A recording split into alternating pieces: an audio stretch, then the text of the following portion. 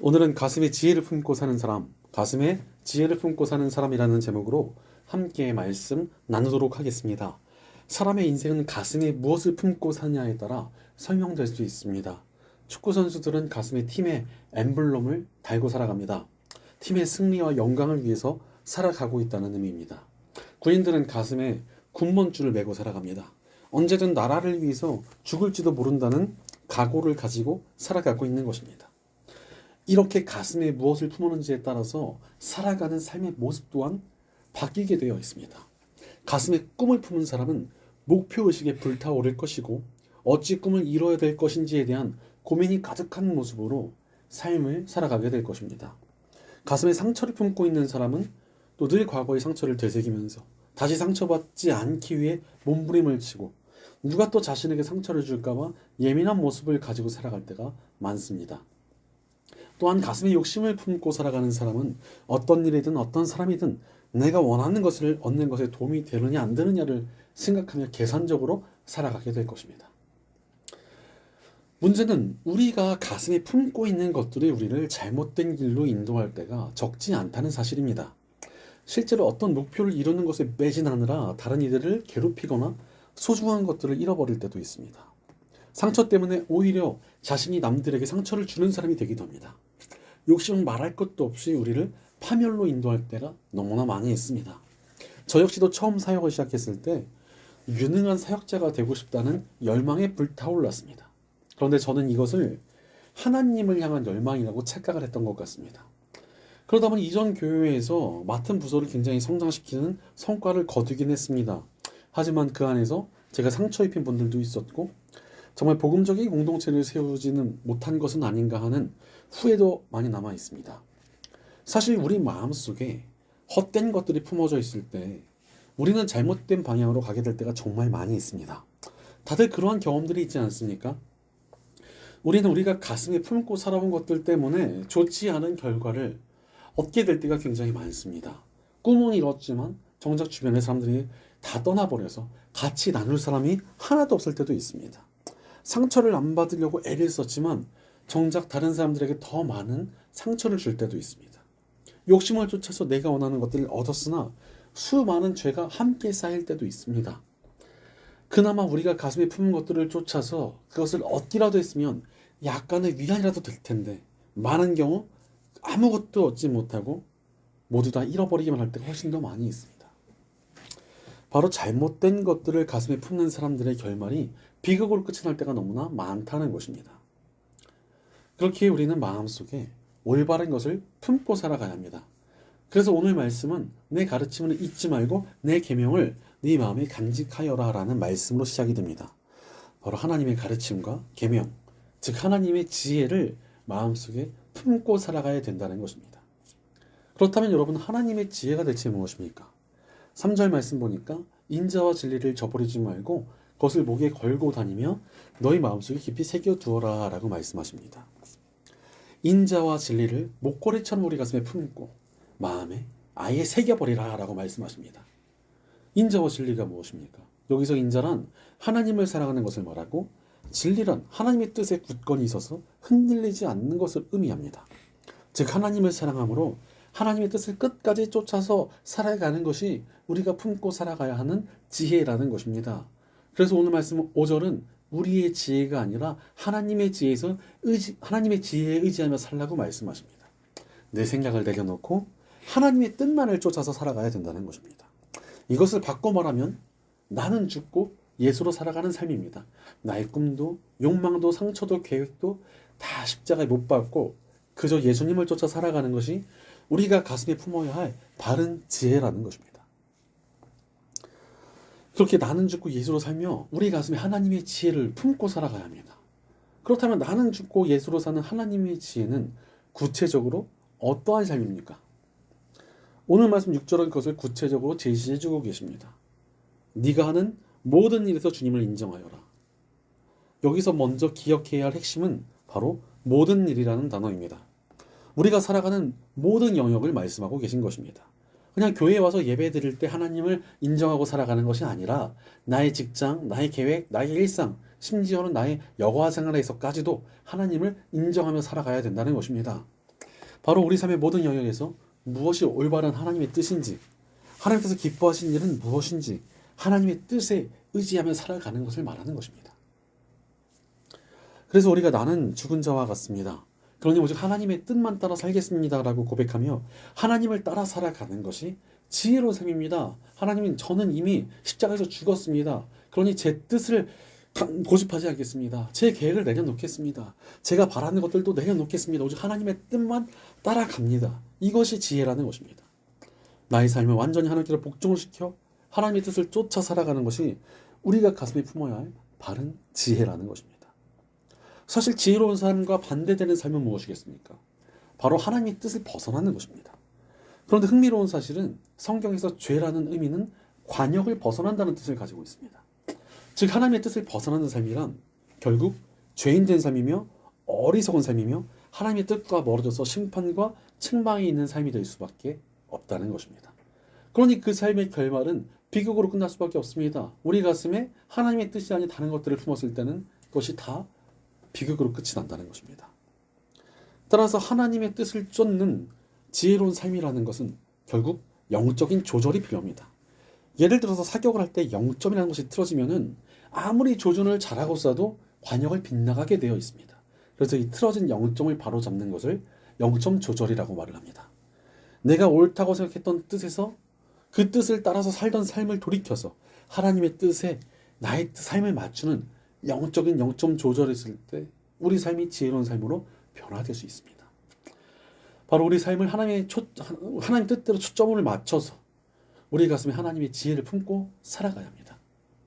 그때 하나님께서 오늘 말씀 6절에서 약속하신 것처럼 우리 삶을 곧게 하실 것입니다.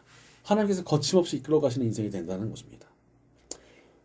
그럼에도 불구하고 우리는 하나님의 뜻에서 벗어날 때도 있고 하나님께 우리 삶을 온전히 맡기지 못할 때도 너무나 많습니다. 왜 그렇습니까? 사실 나는 죽고 예수로 산다. 하나님의 뜻에 완전히 복종한다. 하나님의 뜻에만 맞춰서 살아간다라고 구호를 외치기는 너무나 쉽습니다. 그러나 많은 사람들이 눈에 보이는 이득 앞에서 흔들려 버립니다. 내가 원하는 것들 앞에서 또 나의 안락함을 지켜내기 위해서 내 자존감을 지켜내려고 내 돈 때문에 내 자리 때문에 하나님의 뜻에서 슬쩍 벗어나 버립니다. 조금만 하나님의 뜻에서 벗어나고 조금만 내 뜻대로 가면은 내가 바라는 것들을 얻을 수 있을 것이다라는 확신이 생기면 하나님의 뜻을 벗어나서 내 뜻대로 살아가는 것입니다. 물론 눈앞에 있는 이득을 내려놓고 하나님의 뜻을 택한다는 것이 결국 쉽지는 않습니다. 그러나 나의 이득과 나의 뜻을 내려놓는 훈련이 우리를 지혜롭게 만들 수 있습니다. 오늘 말씀 6절을 보면은 너희 재산과 땅에서 얻은 모든 첫 열매로 주님을 공경하여라 라고 말씀하고 계십니다. 이 말씀대로 취업을 하고 첫 열매를 통째로 헌금하는 청년들이나 사업장을 열고 거둔 첫 수익을 그대로 봉헌하시는 분들도 계십니다.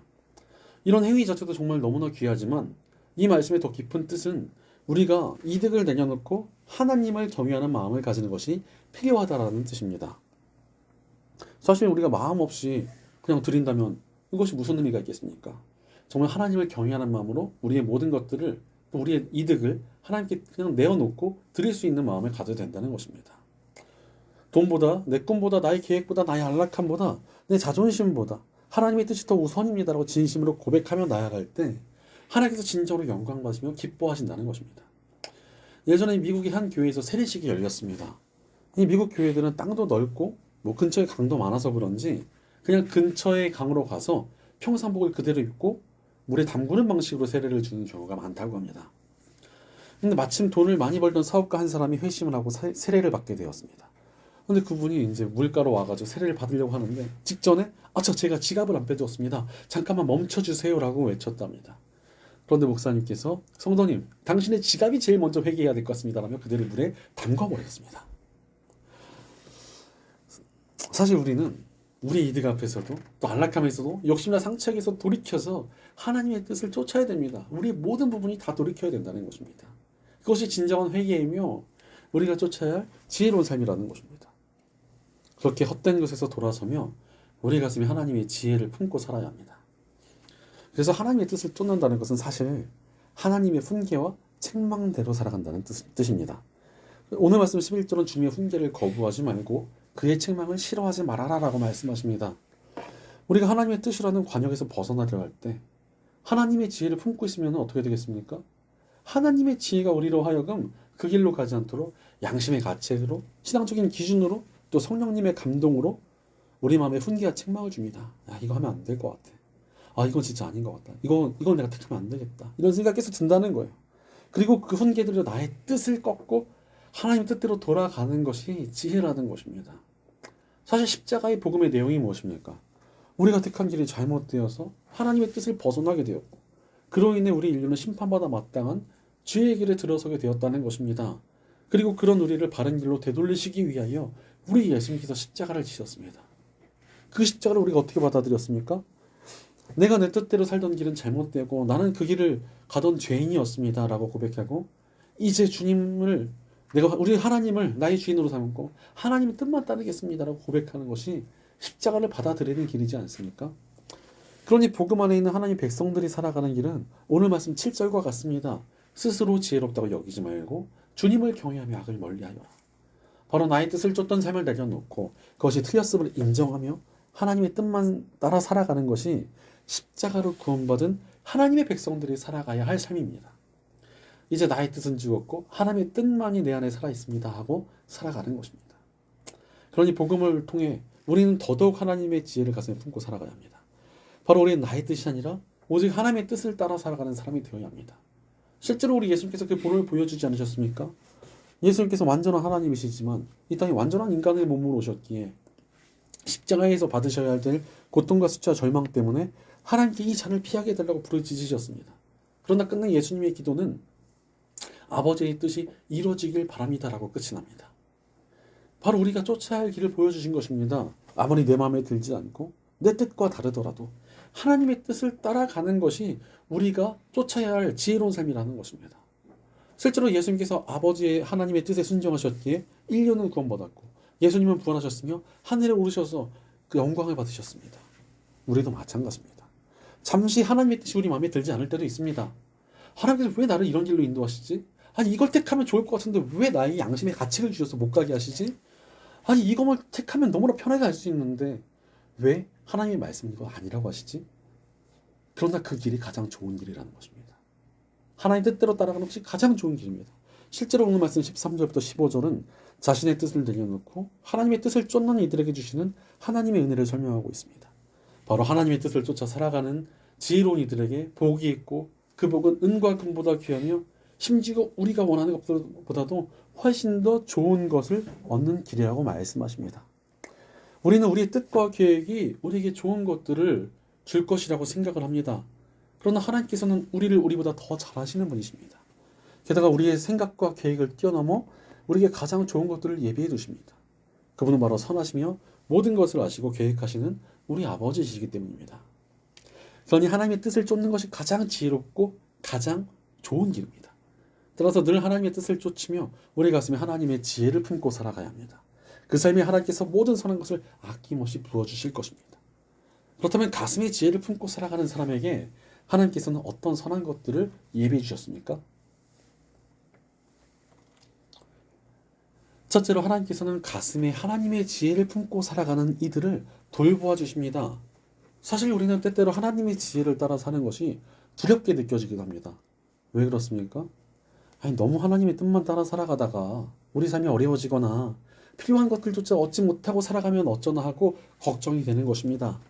그러나 하나님께서는 하나님의 뜻을 소중히 지키고 그대로 살아가는 이들을 돌보아 주십니다. 그래서 오늘 말씀을 보면은 하나님의 지혜를 쫓는 이들에게 주시는 축복의 리스트를 기록해 놓았습니다. 2절에는 장수와 평안, 10절에는 창고의 풍성함, 16절에는 장수와 북의 영화를 약속해 주십니다. 이것을 잘못 해석을 하면은 하나님의 뜻을 쫓을 때 무조건 세상적인 복이 넘쳐난다 라는 기계적인 기복적인 신앙으로 하나님의 지혜를 착각할 수 있습니다. 물론 하나님께서 원하시면은 북의 영화도 장수도 얼마든지 주실 수 있으십니다. 그러나 오늘 말씀에서 말씀하시고자 하는 바는 하나님께서 하나님의 지혜를 쫓는 이들의 필요를 채워주시고 모든 목마름을 채워주신다는 것입니다. 이 성경이 쓰이던 시대의 사람들은 평균 수명이 굉장히 낮았고 지금처럼 농업기술이 발전하지도 못했기에 많은 것을 얻는다는 것이 쉽지 않았습니다. 그래서 늘 굶주려야 했고 목마름에 시달려야 했고 세상을 일찍 떠나는 사람들도 너무나 많았습니다. 하나님께서 그러한 결핍을 보셨기에 기복적으로 보일 수 있는 여러 축복들을 주시겠다고 말씀해 놓으신 것입니다. 바로 하나님께서 말씀하시고자 하는 의미는 하나님의 뜻을 가슴에 품고 살아가는 이 지혜로운 사람들의 모든 필요를 다 채워주시며 선하신 돌보심을 나타내시겠다고 약속해 주신 것입니다. 이것은 우리가 세상을 쫓을 때 얻을 수 있는 채워짐과는 차원이 다른 채워짐입니다. 세상의 것들을 아무리 채워도 우리 영혼의 근본적인 목마름은 채워질 수 없습니다. 제가 예전에 친척집에 가서 친척 동생들을 며칠 동안 머물게 된 적이 있습니다. 친척 동생들과 저만 있었습니다. 그런데 그 집에 물이 없고 냉장고에 음료수만 가득 들어 있었습니다. 얘네들이 음료수를 너무 좋아하니까 그 친척분들이 거기에 음료수만 잔뜩 사놓으신 거예요. 물이 없었습니다. 근데 저도 음료수를 굉장히 좋아하는 사람이라 처음에 너무나 좋았습니다. 근데 며칠이 지나니까 구역질이 나더라고요. 목이 너무나 마르고 마셔도 목이 마르고 나중에는 입술이 다 부러졌습니다. 그래서 도저히 못 견디고 나가서 생수를 사와서 마셨는데 정말 음료수보다 훨씬 더 달게 느껴졌습니다. 근데 우리 삶도 마찬가지입니다. 때때로는 하나님의 채워주심과 돌보심이 세상이 주는 것들이나 내가 바라는 것들보다 자극적이지 않게 느껴질 때도 있습니다. 그러나 세상이 주는 것들은 내가 바라는 것들을 결국 완전히 채워줄 수가 없습니다. 우리의 마음을 진정으로 채울 수 없다는 것입니다. 오직 하나님의 돌보심과 채워주심만이 우리의 깊은 진정한 목마름들을 다 채워줄 수 있습니다. 그리고 우리가 하나님의 뜻을 온전히 따르며 하나님의 돌보심 안으로 들어갈 때만 우리가 근본적인 목마름에서 벗어나 우리를 채우시는 하나님의 선하심을 경험할 수 있게 됩니다. 우리 하나님께서는 우리를 결코 목마르게 내버려 두시는 분이 아니십니다. 그러므로 하나님의 돌보심을 기대하며 우리 가슴에 하나님의 지혜를 품고 살아가야 합니다. 하나님께서 우리를 돌보실 때만 우리가 우리 삶의 근본적인 목마름에서 벗어날 수 있으며 가장 좋은 길로 걸어갈 수 있습니다. 우리 하나님께서 돌보신 것보다 우리 삶의 우리 삶이 좋은 길로 나아갈 방향이 없습니다. 그러므로 지혜롭게 하나님의 뜻을 쫓으며 하나님의 돌보심 중에서 가장 좋은 길로 향해 걸어가는 저와 여러분 되시기를 간절히 축원합니다. 둘째로 하나님께서는 가슴에 하나님의 지혜를 품고 살아가는 이들을 소망으로 치유하십니다. 우리를 어리석게 만들며 하나님의 지혜를 떠나게 만드는 것들이 무엇입니까? 여러 상처들과 과거의 아픔들이 우리를 어리석게 만들고 하나님의 지혜를 잃어버리게 만듭니다. 내가 원하는 것들을 얻지 못한 결핍들, 나의 욕심을 채우지 못했던 아쉬움들, 누군가에게 받았던 상처들에 매여 있을 때 우리는 하나님의 뜻 대신 어리석은 길로 향하게 될 때가 많습니다. 나는 이것을 못 얻었으니까 이제 얻어야 돼. 나는 이 상처 받았으니까 이렇게 해야 돼 라고 하나님의 뜻대로 가지 않습니다. 그러나 하나님께서 우리를 소망으로 치유하십니다. 오늘 말씀 8절은 하나님의 지혜가 우리의 상처와 아픔을 고치신다고 말씀하고 계십니다. 사실 우리가 이 세상 살아가면서 얼마나 많은 아픔과 상처를 받습니까? 그런데 그 상처의 원인이 나의 자아일 때가 정말 많습니다. 나의 세상적인 욕심이 채워지지 않아서 고통스럽고 떠나보내지 못한 상처 때문에 괴롭고 나의 뜻을 이루지 못해서 우리는 괴로워합니다. 그러나 하나님의 지혜는 17절 말씀처럼 우리를 기쁨과 평안으로 인도하십니다. 바로 하나님께 나의 삶을 맡길 때 우리 마음이 소망과 치유함을 얻고 회복되기 때문에 그렇습니다. 그래서 18절 말씀을 보니까 지혜는 그것을 얻는 사람에게는 생명의 나무이니 그것을 붙드는 사람에게는 복이 있다라고 말씀하십니다. 생명의 나무란 하나님 나라가 회복될 때 우리에게 치유와 회복이 나타난다는 상징을 말합니다. 바로 하나님의 뜻을 붙들고 살아가는 사람은 사실 하나님 나라를 붙들고 살아가게 됩니다. 하나님의 궁극적인 뜻은 하나님 나라를 이 땅에 이루어가는 것에 있기 때문에 그렇습니다. 그렇게 우리 과거를 바라보는 것이 아니라 지금 현재 이곳에 하나님 나라를 심는 일에 우리가 매진하게 된다는 것입니다. 그래서 지혜로운 사람은 자신의 삶을 하나님 나라를 이뤄가는 일에 사용하며 하나님 나라를 바라보며 살아가게 됩니다. 그렇게 하나님 나라를 바라보며 살아갈 때 하나님의 소망이 우리 안에 싹 트기 시작합니다. 곧 다가올 하나님 나라가 있고 그 안에서 우리는 회복되고 치유되며 영원한 기쁨과 평안을 누릴 것을 소망하며 살아가니까 더욱더 지혜롭게 살아갈 수 있는 선한 순환이 나타납니다. 그러니 과거의 상처에서 벗어나서 헛된 것들을 쫓지 않을 수 있는 힘이 생긴다는 것입니다. 최근에 제가 비밥이라는 재즈의 장르에 대한 영상을 하나 보았습니다. 그런데 그것이 우리가 하나님 나라의 소망을 품고 살아가는 삶과 굉장히 닮아있다는 생각이 들었습니다. 바로 비밥이라는 것은 즉흥으로 하는 합주를 말합니다.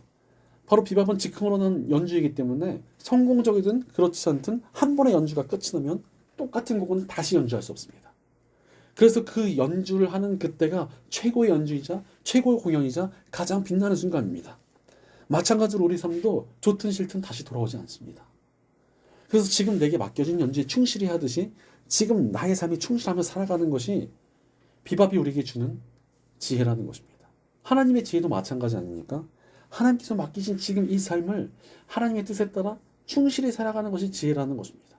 다만 거기서 끝이 아니라 다음에 더 좋은 연주를 하고 끝내 완벽한 연주를 하게 될 것을 기대하듯이 우리는 하나님 나라의 소망을 품고 이 삶을 살아내야 합니다. 그리고 그렇게 살아가는 사람은 더 이상 상처와 아픔에 발목 잡히지 않습니다.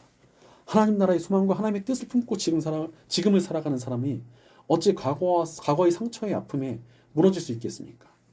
게다가 하나님의 지혜는 곧 나는 죽고 예수로 사는 것입니다. 과거의 상처와 아픔은 이미 모두 십자가에 못 박혀 죽었습니다. 우리는 오직 예수님과 함께 하나님 나라의 소망을 바라보며 우리 가슴에 하나님의 지혜를 품고 살아가야 합니다.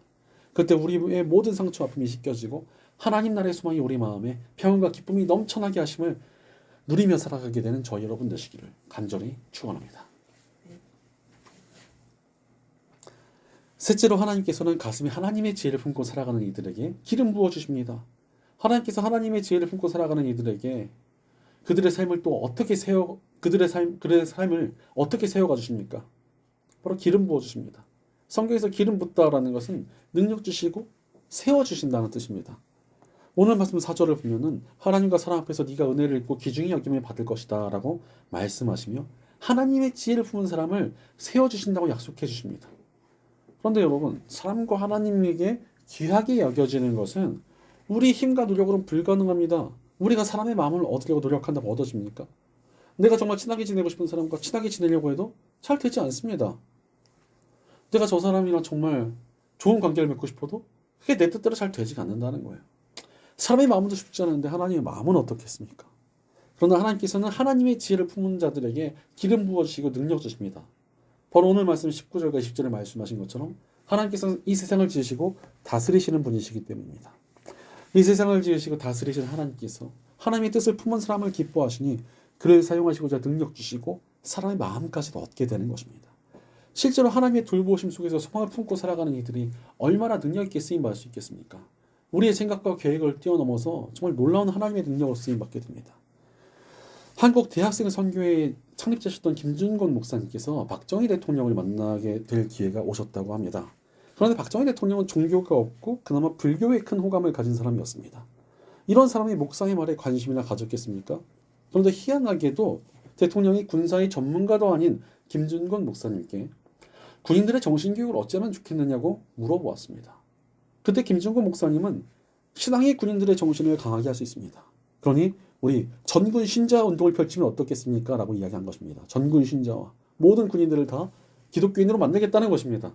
믿는 사람의 눈으로 봐도 전군 신자화라는 것은 너무나 허황된 이야기였는데 신앙이 없던 대통령이 그것을 좋게 여기며 승인해 줍니다.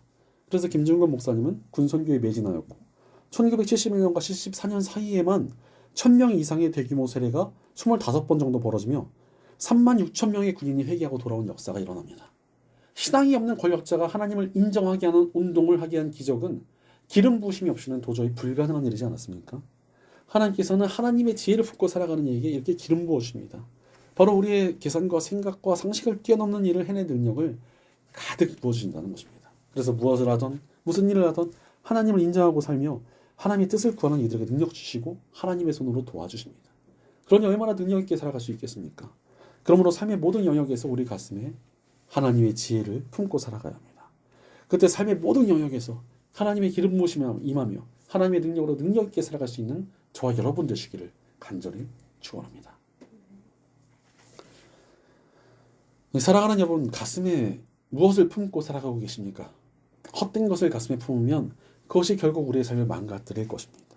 우리는 오직 하나님의 지혜를 가슴에 품고 살아가야 합니다. 나의 뜻과 욕심과 헛된 것들을 십자가에 못 박고 오직 하나님의 뜻으로 살아가는 것이 진정한 지혜입니다. 바로 나는 죽고 예수로 살아가는 그 삶에 하나님의 돌보심이 있고 소망이 있으며 기름 부으심이 있을 것입니다. 조금 전에 말씀드렸던 이 김준구 목사님이 거의 유언처럼 남기신 찬양이 있습니다. 바로 그리스도의 계절이라는 찬양인데 그 찬양이 우리가 살아가야 할 삶을 담고 있습니다.